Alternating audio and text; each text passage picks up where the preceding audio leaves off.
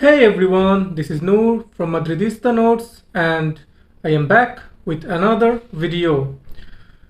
In this video, we are going to be talking about some recent transfer reports, rumors and gossips. The transfer mill rumor has been going really hot in recent days about Real Madrid related transfers, so here I am to get you up to date with some of those reports and rumors. To start with things, according to the journalist Santiauna, who works for the media outlet Foot Mercato, Arsenal want to sign Hazard on a loan with option to buy. They met his entourage in London this week, and that's what the report says from Santiauna. If that report is somehow true, that would be a really great news for Real Madrid fans and Real Madrid management really. The transfer of Hazard came with a lot of expectation and a lot of happiness. But with his bad luck, with his problems with diet in the beginning of his career to Real Madrid, he wasn't careful with his diet. He came to the Real Madrid summer camp overweight and he didn't get integrated into the team as well as the Real Madrid fans expected. And then in the PSG match in the Champions League, he got injured by his Belgian compatriot, and after that he wasn't the same anymore.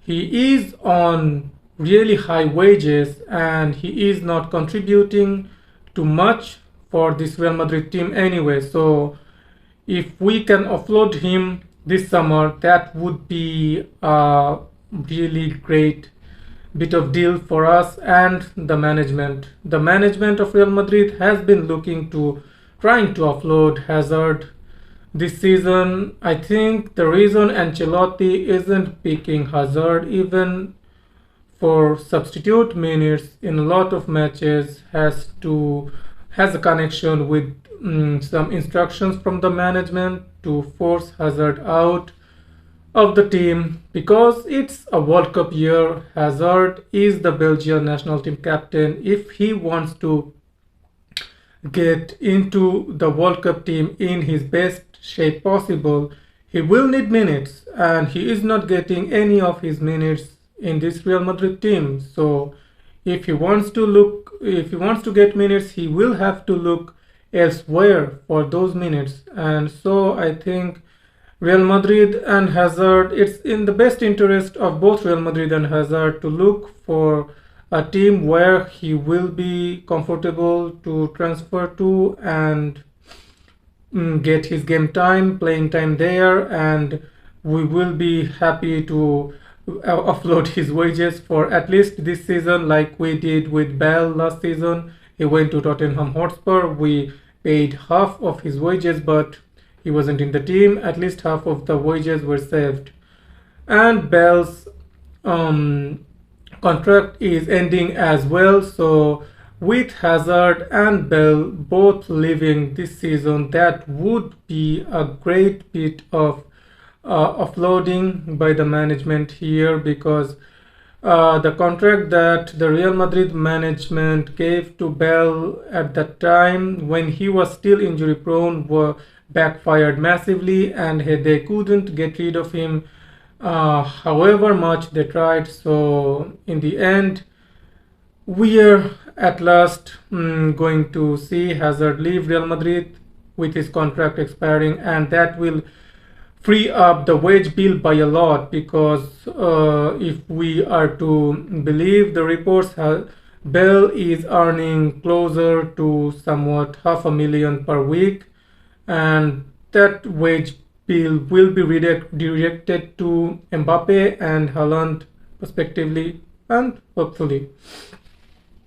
So, but the report here is interesting, and I don't know how true this report is, because Arsenal has been releasing and selling some of their older players recently, like Aubameyang, like Ozil.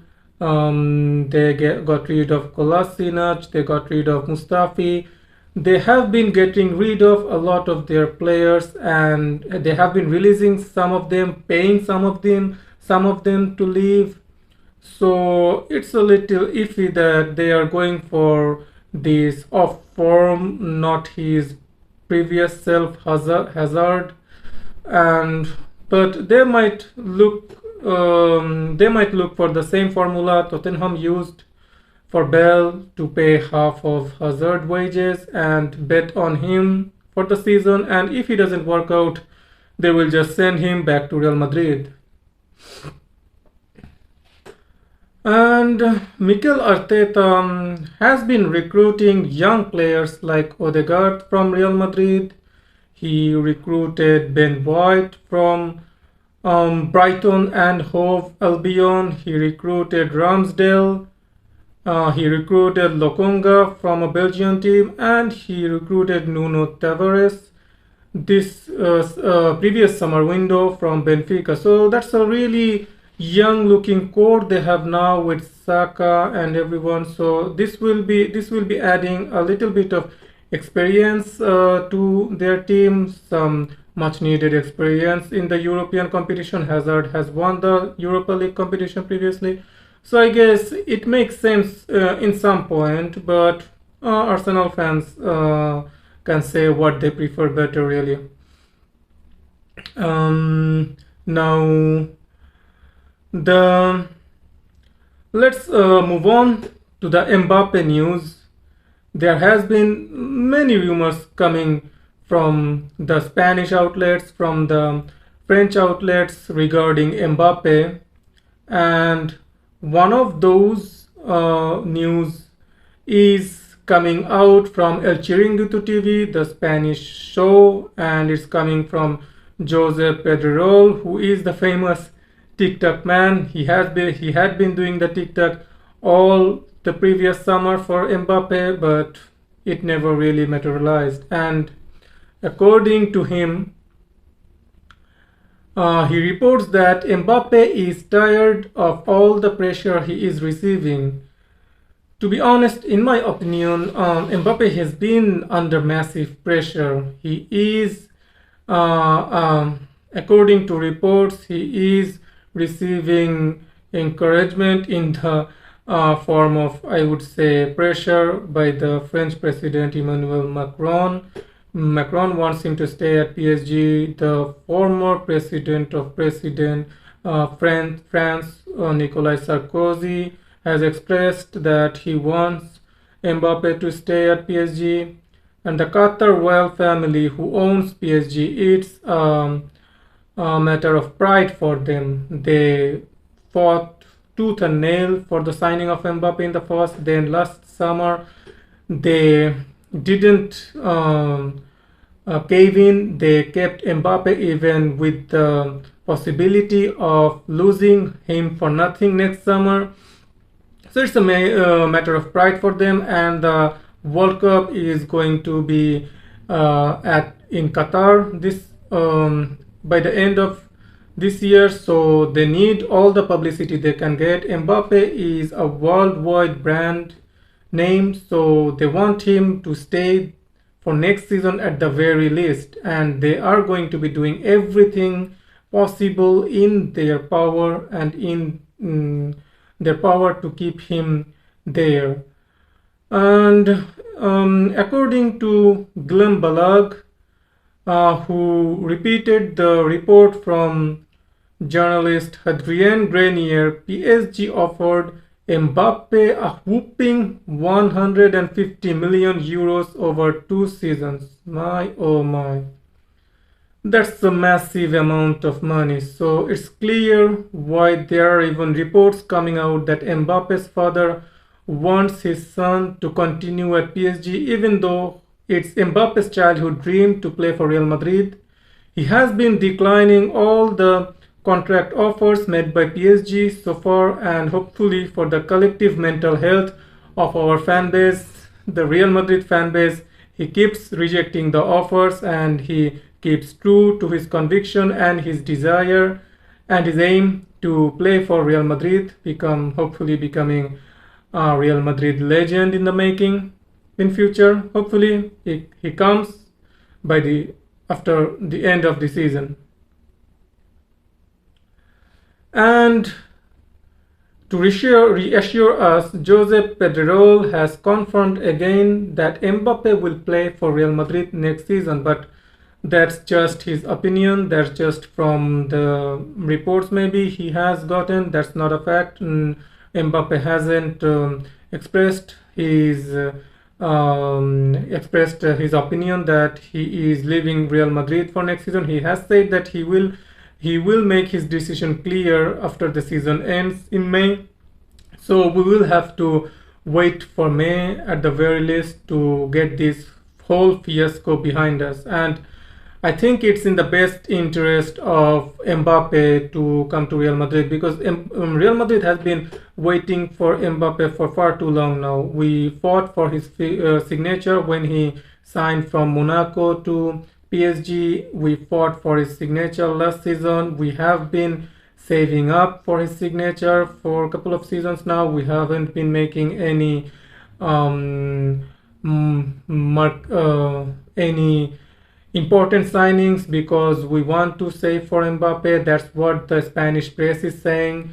And so Real Madrid fans will be really let down if Mbappe doesn't come this summer. And I think the Real Madrid train might even leave, because Real Madrid will then totally build the team around Haaland. Real Madrid will go all out for Haaland if we miss out on Mbappe this summer. So it's in Mbappe's best interest, I think, to move to Real Madrid this summer. And on to the next bit of transfer news. According to Fabrizio Romano, Barcelona and Bayern Munich are clearly behind Manchester City and Real Madrid in the race for Haaland right now. He goes on to add that Manchester City have made the best financial offer to Erling Haaland, but it's not only about money for Haaland. So there you have it. Haaland's signature is being contested by Manchester City and Real Madrid mainly. That's the kind of report that's been coming on for the last couple of months really. They're saying Barcelona doesn't have the financial capability to go for Haaland this summer, and we are having some reports that Barcelona is trying for Lewandowski, and Lewandowski wants to come too. So if Lewandowski comes and they already have Aubameyang, Real Madrid should go for Haaland even if we land Mbappe, because if Barcelona can have a team around Aubameyang and Lewandowski, then it won't hurt us to have Haaland and Mbappe and Benzema in the same team, because we will need all the firepower we can get. We have been starving after CR7 left. Benzema has been carrying the whole attack until Vinicius really came onto the scene with his scoring ability this season. He has been playing well, creating chances, dribbling past defenders until this season, but his final touch, the finishing touch, was missing. But this season he has come out of shell. He is really young, so he needed that experience. He needed that minutes and chances, and Zidane provided that. To be fair, even though he wasn't as prolific under Zidane, his goals has dried up a little bit, but his all over play, his chance creation, his defense splitting passes, his dribbling, and just leaving the defenders to dust, those have really helped us in creating many chances and creating chances for Benzema, like the chance he created for Benzema in the last match against Chelsea. That was a beautiful header, but the cross came from Vinicius. And according to Diario AS, who reported it 2 days ago, that Erling Haaland rejected an offer from Manchester City worth between 27 and 28 million euros net annually. That report sounds a bit iffy because they are telling us how much Manchester City is willing to pay Haaland. Those figures never really come out until the signing is almost final. And so I think Haaland's infamous agent Mino Raiola is looking for the a bidding war between Manchester City, Real Madrid. Maybe he wants one of the other bigger teams, the bigger brands, to come in and bid for his client. We all know Mino Raiola. He will take his player to the highest bidder as always. Even though Haaland says he wants the best project where he will be the focal point, he will be able to express his game, and he wants to win the Ballon d'Or. So yeah. All right. Now then, let's move on to the players who are under contract to Real Madrid and attracting quite some interests. And according to a report from Spanish outlet Diario AS, AC Milan are going all in for Marco Asensio. He is a priority for them and they already opened talks with him. And according to journalist Matteo Moretto, Paolo Maldini, the current director of AC Milan, wants Marco Asensio at AC Milan personally and has already made contact with his entourage. And Marco Asensio, he hasn't been living up to the expectation. He hasn't been playing up to the level we expected from him after he suffered that ACL injury in pre-season. Couple of seasons ago, he hasn't been really the same.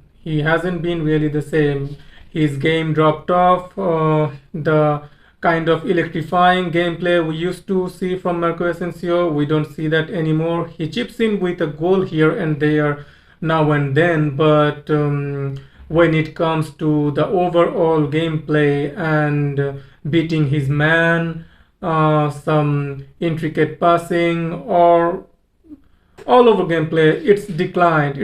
So I won't be sorry to see him leave if AC Milan offers us fair amount to Real Madrid, around 30 million euros. I think Real Madrid will consider the sell because we will have Mbappe, hopefully Benzema, Vinicius. We don't know about Rodrigo yet, what he will be doing next season. Maybe he will be sent on loan. Then this scenario can change, but so far I think he won't be a mainstay in Real Madrid first 11, and if he wants to look for first 11 minutes as it's the World Cup year, he should consider the AC Milan offer.